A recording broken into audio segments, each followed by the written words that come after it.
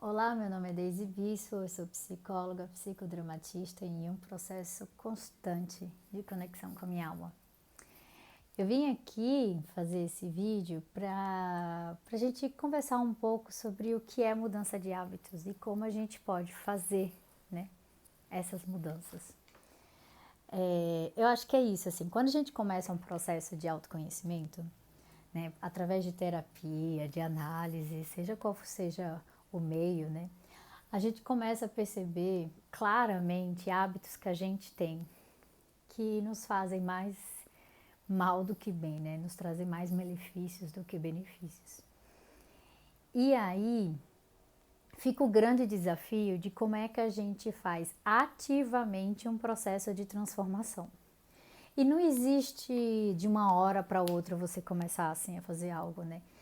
É algo que começa primeiro dentro de você, né? Primeiro pela essa percepção, essa vontade, esse desejo de querer transformar algo.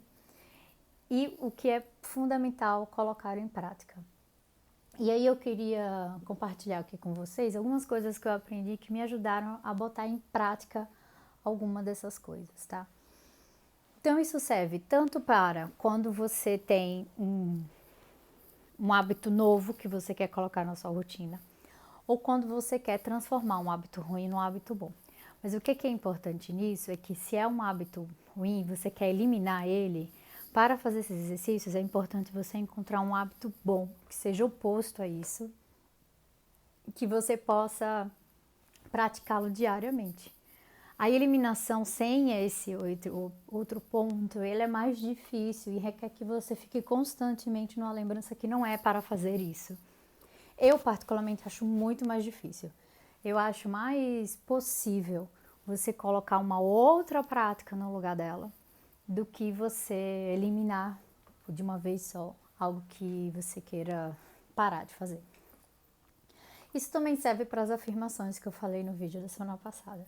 Mas é que as afirmações ela tem um propósito mais de você energeticamente alinhar o seu desejo com suas práticas. Aqui a gente está falando de práticas mesmo, tá? Então, assim, primeira coisa, você tem o hábito novo. E aí eu vou dar um exemplo real, assim, que eu fiz, que foi meio que um combo, né? Eu comecei com um que era voltar a ler todos os dias. Porque quando eu estava fazendo o doutorado, essa era uma prática minha. Então, de manhã, quando eu tomava café, eu sentava e começava a ler tudo que eu tinha que ler, para só escrever à tarde.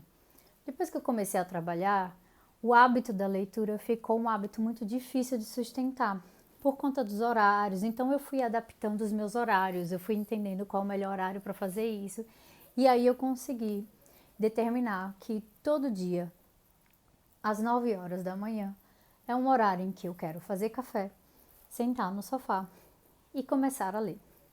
E junto com isso, né, isso ao longo que eu fui praticando isso, eu incluí mais um, que é eu faço aula de francês. E aí, assim, tem uma coisa que aprender outras línguas é você estar em contato com ela o tempo inteiro. Bem, eu não estou morando na França, então eu tinha que colocar de alguma forma a prática da língua todos os dias na minha vida. Então, por exemplo, eu transformei meu celular, botei todo ele em francês, às vezes não entendia nada do que estava funcionando, assim, às vezes tinha que botar um Google Translate, voltar para o português, sei lá, caos. Mas é assim que a gente vai se acostumando com a língua. E eu coloquei também para que antes de ler eu pelo menos fizesse um exercício de francês todos os dias. Então são esses dois hábitos aqui que eu fui fazer. Então tá, então só para usar isso aqui como exemplo. E aí você começa ativamente a fazê-lo por 21 dias. Então, o que é importante nesse processo? É você ter algum mecanismo que te lembre desse exercício, né, dessa prática. Então, para mim, funciona muito os alarmes no celular. Então, às 9 horas, na verdade é 99, porque eu gosto de números repetidos. Então, 99, toco o alarme e aí ele me lembra que eu tenho que ler e fazer o exercício. Então, eu boto só assim, que, na verdade, minha lembrança é uma frase, que seu dia seja leve. Que aí eu lembro que é o momento que eu vou fazer o café, faço um exercício de francês e leio pelo menos umas 10 páginas. E aí serve assim, você pode botar post-it no espelho, mensagem no celular, mensagem, alarme. Se você tiver quadro branco, uma imagem, uma foto, você pode botar um anel, você pode determinar o que um anel neste dedo aqui sirva para você lembrar, né? Então toda vez que você vai lembrar aqui, você vai lembrar que você olhar para o espelho, você vai lembrar de fazer isso. Então para mim, como era ler todos os dias de manhã, então às 9h09 eu botava um alarme, né, que me desejava que o meu dia fosse leve, né, que o meu dia seja leve. E aí é a lembrança que eu tenho é a hora de fazer o café, sentar no sofá, fazer meu exercício de francês e fazer minhas leituras. E é preciso fazer isso por 21 dias consecutivos. Se você falhou um dia, tem que voltar para o número 1. Então eu tinha uma folhinha em que eu ia colocando, né? Dia 1, dia 2, dia 3, para ir me lembrando de fazer. E aí às vezes acontecia, principalmente no final de semana, né? No domingo, principalmente, eu esquecia de fazer, então várias vezes eu fui voltando por exercício e eu fui alargando isso. E é muito interessante, porque depois que você passa concretamente 21 dias, isso já está tão orgânico na sua vida que ela começa a fazer, ela se encaixa na sua rotina, sabe? E aí, onde é que se fixa esse novo hábito? Depois de 21 dias, você passa 40 dias flexíveis, né? Que significa, esqueci no domingo, tá tudo certo. Mas você pensa assim, é 1 mês e meio, 40 dias, fazendo isso de uma forma mais leve. Então, assim, se no domingo eu acordei e aí, não sei o que, esqueci de ler, tá tudo certo, porque eu sei que segunda-feira eu vou ler, na terça eu vou ler, na quarta eu vou ler, então um dia da semana sem fazer não tem problema. Mas você entende que isso já foi virando uma rotina? Já foi virando um hábito? E depois que você passa 90 dias, ou seja, 3 meses nesse hábito, é muito interessante porque ele vira tão parte do seu dia que no dia que eu não leio, eu fico me sentindo estranha. É engraçado isso, né? Eu fico me sentindo, putz, não li hoje. Será que eu vou conseguir ler à noite? Às vezes eu tento até ler à noite, mas para mim ler à noite tem sido mais difícil porque eu tenho ficado cansada do que durante o dia.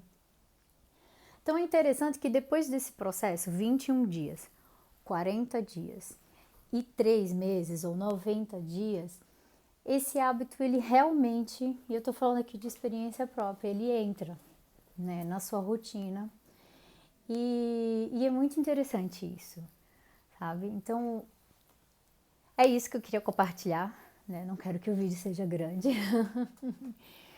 A gente tem muito assim para conversar, o que seriam bons hábitos, o que seria maus hábitos, né?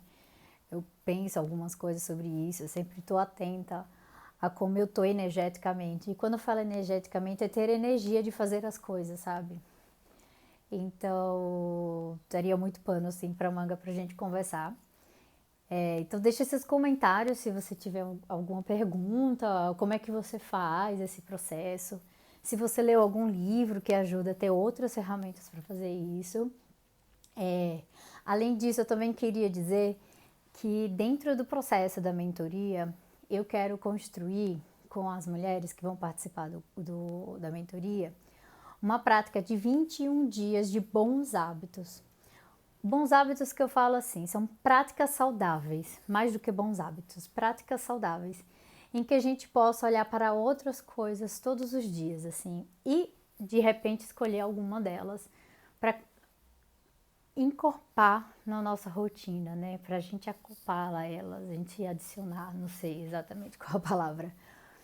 Então a proposta também é isso, né? Se você tiver interessado em conhecer um pouco dessas ferramentas, entra lá no site e se inscreva na mentoria.